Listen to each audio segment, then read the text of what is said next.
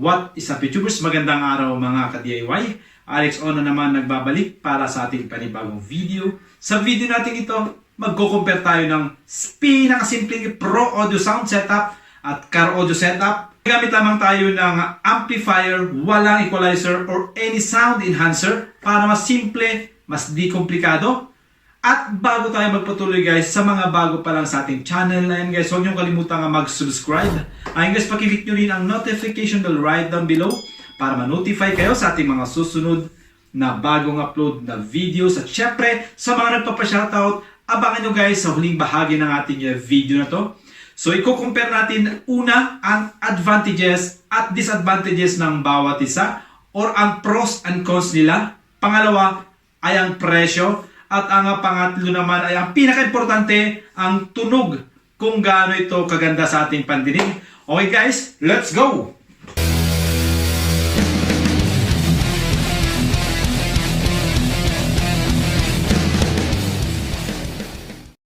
Okay guys, sa pagpapatuloy ng ating video, so papakita ko lamang sa inyo yung compare natin. Mayroon tayong Concert K650, K-Series, ayan.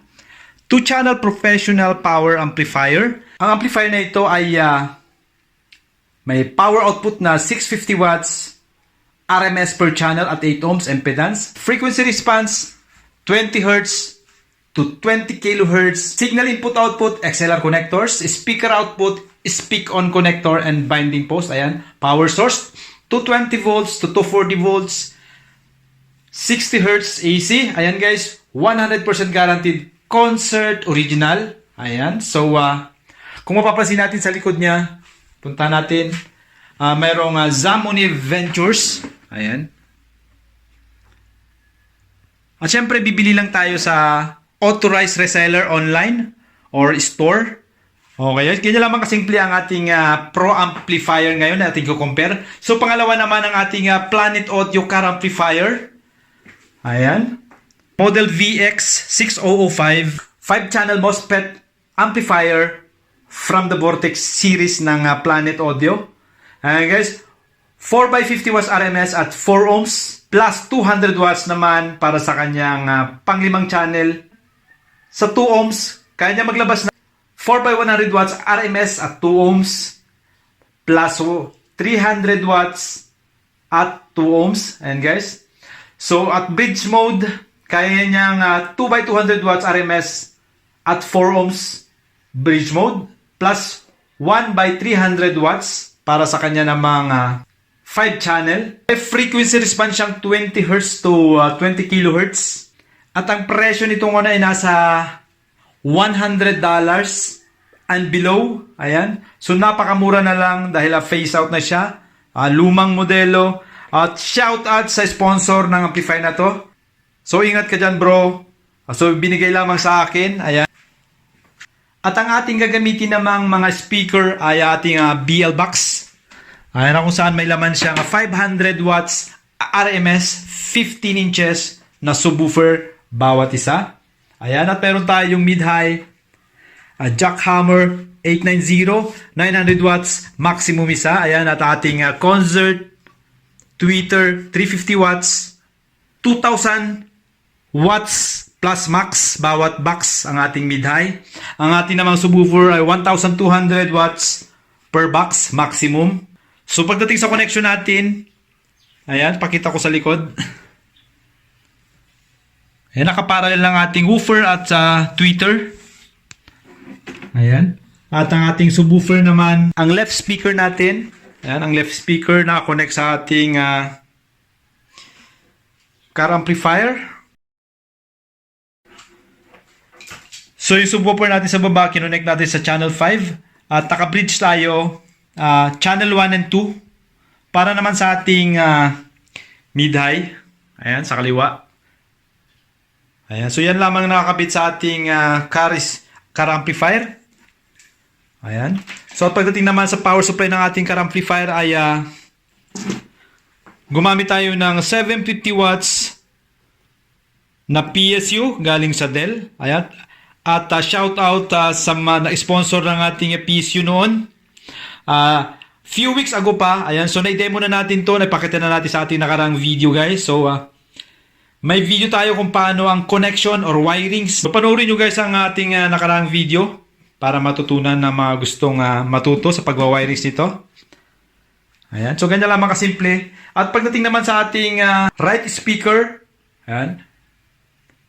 So, tingnan natin sa likod ang connection. So, ganun din nakaparallel ang ating tweeter at ating woofer. Ayan. At pagdating naman sa kabilang channel ng ating power amplifier, ang ating subwoofer na connect. So, channel A ang ating subwoofer. Channel B naman ang ating mid-high. Dahil ang ating pro amplifier ay 2 channel lamang. So, ito ang kanyang connection. Ayan. Ayan. So, channel A ang ating subwoofer. Channel A at ang channel B naman ang ating mid-high. Ayan. So, input natin. Naka-Y connector tayo. Ayan, galing sa ating mixer. At ang player naman natin ay padadaanin natin sa stereo ang ating smartphone para kahit papano ay magkaroon siya ng adjustment sa bass and treble. Ayan, at madali nating makontrol. At kahit papano ay ma-process ng konti ang sounds. Ayan, bagamat wala tayong mga pampaganda ng tunog, mga equalizer, crossover, or mga BB maximizer. Ayan. So, ito makakatulong ng konti sa ating sounds ngayon. Iko-compare lamang natin yung quality ng tunog. Ayan guys. At kahit gaano ko lakasan ito, pagdating sa inyong pandinig, sa inyong smartphone, or any computer, ay ganun pa rin ang lakas niyan. So, ang may compare lamang natin dito ay ang quality ng tunog na kahit papano ay mapagko-compare ninyo sa inyong pandinig. So, hindi ako magsasabi kung ano ang maganda. So, kayo ang mag-decide guys. Just comment down below. At syempre, para makita nyo yung lakas, kahit papano ay gagamit tayo ng decibel meter. Kahit papano may basihan kayo kung gaano kalakas ang music natin sa personal or in person. Ayan. So, ipepreso natin yan dito mamaya sa gitna. Okay mga DIY, ready na yung ano natin. Setup natin. So natin yung ating car amplifier. Ayan. So ito yung indicator ng kanyang power supply. Ayan. So 12.3. At ito naman power up natin. Ayan, naka-on na rin. Ayan. So ang volume nito ay sasagad natin. Ang A natin ay ating subwoofer. So, isasagad natin. Ayan. At pagdating naman sa ating mid-high, ayan, nasa kalahati. Mahigit. Ayan, 1 o'clock. Okay na ating power amp. So, ang volume naman sa ating ay naka 50% or 12 o'clock lahat. Ayan, nakagitna. Okay, so test na natin. Ang music natin ay more on bass and treble. Ayan, so para mapakinggan nyo guys yung linis ng ating sound test ngayon. Ang ating namang mixer ay naka-zero ang kanyang equalizer. Ayan. So, hindi natin gagalawin yan. So, play natin. Ayan, parehong naka-open yung dalawa.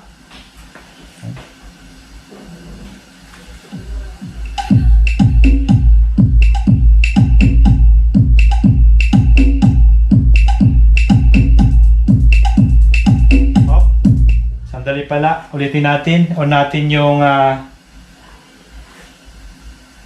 decibel meter.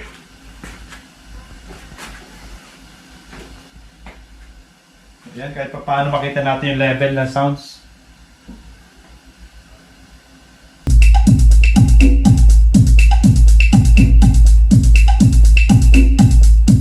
Tapos na yung music natin. Susubukan naman natin itong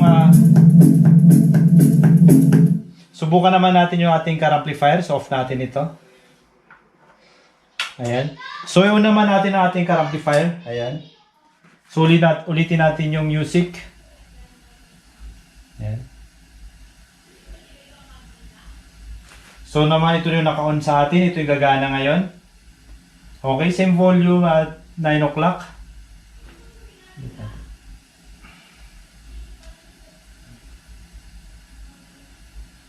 Play natin.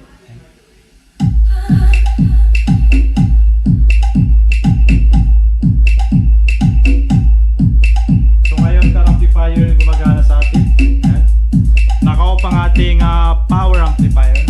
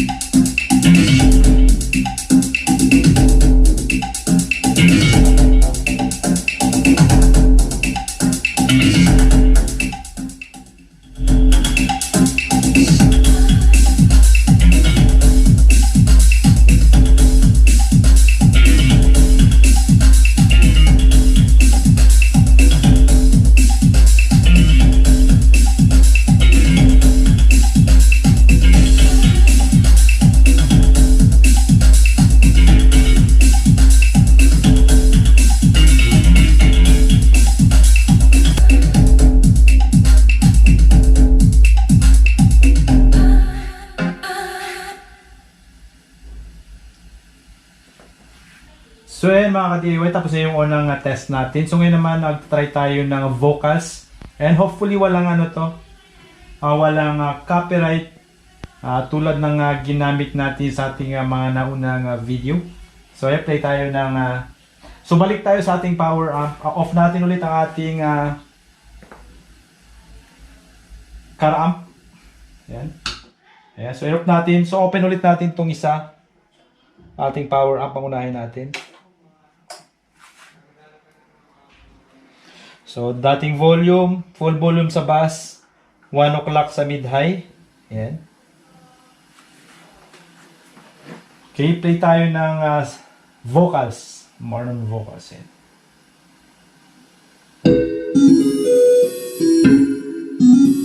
Ayan, same. 9 o'clock ang ating mixer. Di na mapigilan ng sarili ko paibig sa iyo. Ano ba to? Gusto ka laging nakikita ng mga dalawang mata ko. Baliw sa'yo, oo. Kaya laging nag-aabang para ika'y masuyapan. Dahil sa ngiti mo lang bagay na ako. Dahil sa'yo, dala ang aking nakita. Nagsabi itong pang-akit sa'king mga mata. At parang ngayon ko na ikaw ay mawala. Abutin man ang madaling araw basta't kasama ka. I've been hurt before, pero ngayon ay okay nang nahanap yung diwata na pinagdasal ko sa ama. Ako'y nararahuyo, kapag kasama ka ako'y nararahuyo. Magandang dilag, puso ko yung nabihag. Wala nang ninanais, ikaya kang labis, oh. Magandang dilag. Laging nag-aabang kung saan ka dadaan. Nababagkasakaling muli kang masuyapan. Ang ganda mo at ngiti mong kay tulis. Nagkakainis kasi hindi kita mahalin. Ikaw muna, dito ka lang sa tabi ko. May gusto lamang ibulong sa iyo. Sino ba kasi yung pinagsasalosan mo? Sasampalin ko mismo sa harap mo. Di ba ikaw na lang ang baby girl ko? Pangakong di masasaktan ang puso mo. Ikaw ang bubuo dito sa buhay ko. Ang tanging pupuno sa mga kulang ko.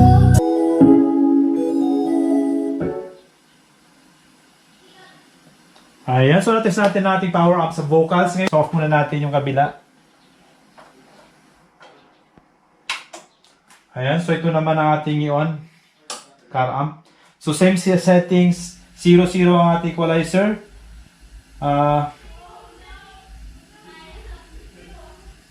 So balik natin sa umpisa. Ayan. So 3 o'clock, ibo-volume natin ang ating mixer. Ayan.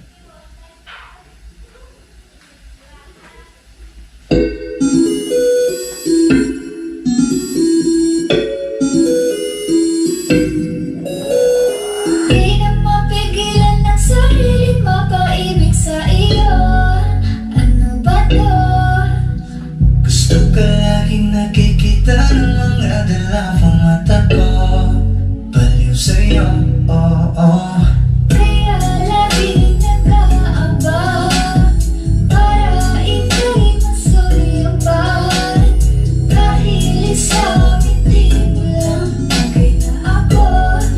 Dahil sa'yo, tala ang aking nakita. Nagsabi itong pang-akit sa aking mga mata. At parang ayoko na ikaw ay mawala. Abutin man ng madaling araw basta't kasama ka. I've been hurt before, pero ngayon ay okay nang nahanap yung diwata na pinagdasal ko sa ama. Ako'y nararahuyo, kapag kasama ka ako'y nararahuyo. Magandang dilak, puso ko yung napihak. Wala nang ninanais, ikaya ka na labis, oh. Magandang dilak. Laging nagkaabang kung saan ka daraan. Na bawat pasagkaring muli kang masuyapan. Ang ganda mo at ngiti mong kay Doris. Nagkakais kasi hindi kita mahal. Halika muna, dito ka lang sa tabi ko. May gusto lamang ibulong sa iyo. Sino ba kasi yung pinagsasalosan mo? Sasampalin ko mismo sa harap mo. Di ba ikaw na lang ang baby girl ko? Pangakong di masasaktan ang puso mo. Ikaw ang bubuo dito sa buhay ko. Ang tanging pupuno sa mga kulang ko.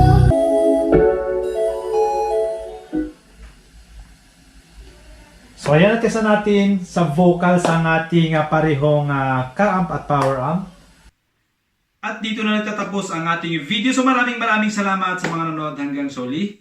Ayun guys, sa mga bago pa lang sa ating channel, huwag niyong kalimutan guys mag-subscribe. Ayun, pakiclick nyo rin ang notification bell right down below para ma-notify kayo sa ating mga susunod na video. Siyempre, pakilike at share na rin para makapagbahagi tayo ng konting kaalaman sa iba.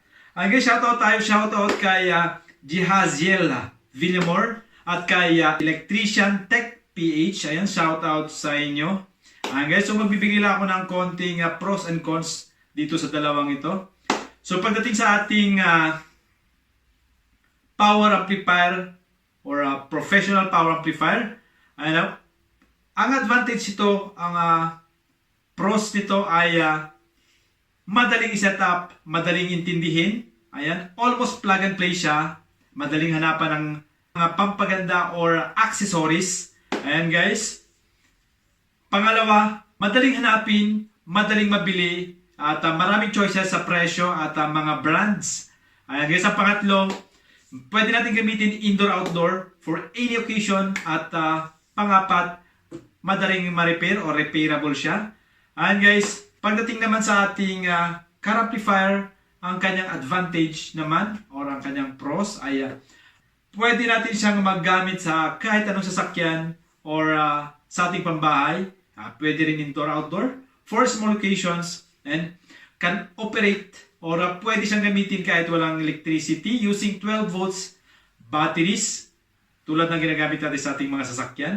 Pangalawa, compact siya, space saver. Pwedeng install kasama ng mga speakers. Pwede natin siyang install sa loob kasama ng mga subwoofers or any speakers na match sa kanya. Pangatlo, may adventure ang pag-setup ng ating car audio setup sa bahay, or may thrill ang pagbuo. Ayan. Ayan, sa mga naghahanap ng medyo kakaiba, mas may thrill na setup. Ayan, so sa car audio kayo. At pagdating naman sa disadvantage or cons ng ating power amplifier, so unang-una, mabigat siya, bulky. Ayan. Pangalawa, kailangan natin ng big space para sa kanya. At pangatlo, hindi natin siya magagamit kapag walang kuryente. Pagdating naman sa ating car amplifier, ang mga disadvantage yan or cons ay komplikado ang wirings, lalong-lalo na guys sa mga baguhan. Ayan, mas mahirap i-set up, mahirap hanapin, i-pair ang mga ibang equipment para sa kanya. Ayan. Lalong-lalo na sa mga parts or pagre-repair. Okay guys, ang isa pa, ang pangatlo ay hindi siya suitable sa mga beginner. Ayan, dahil nga sa kanyang wiring, medyo kailangan ng konting kaalaman sa pagwa-wiring sa ating car amplifier sa bahay. Ayan. So pangapat, di natin siya magagamit sa mga big events like concert. Okay guys, bago tayo magtapos, gusto ko lang i-share yung experience ko kung bakit ako nagsimula sa car audio sa bahay. So unang-una, yan ang meron sa akin na pwede kong gawing sounds. Ayan, dahil sa sasakyan. So nagsimula ako sa sasakyan. So hindi ko na masyado nagagamit. Kaya nag-isip ako kung paano ko magamit sa bahay ang mga car amplifiers. Ayan, kaya yan ang una kong sound setup sa bahay. So far, natuwa naman ako sa quality ng sounds. Maganda naman. Okay naman siya. At isa pa, mahilig ako sa mga kakaibang setup. Ayan, kung mapapansin nyo guys, ang mga setup ko ay sarili kong disenyo or original kong ginawa. Kung ako papipiliin nyo, mas gusto ko ang setup ng car audio kaysa sa pro audio equipments dahil mahilig akong mag-wirings at mag-experiment mag-test ng iba't ibang bagay, lalong-lalo na sa larangan ng audio. Ayan. So sa pro audio naman, okay naman siya. So nasa inyo guys, kung anong pipiliin nyo. Kung ano ang pinili nyo, paki-comment na rin kung bakit. Ayan guys, hanggang dito na lang. At muli, ito ang inyong lingkod, Alex, na nagpapaalala. If you are not perfect, do it yourself.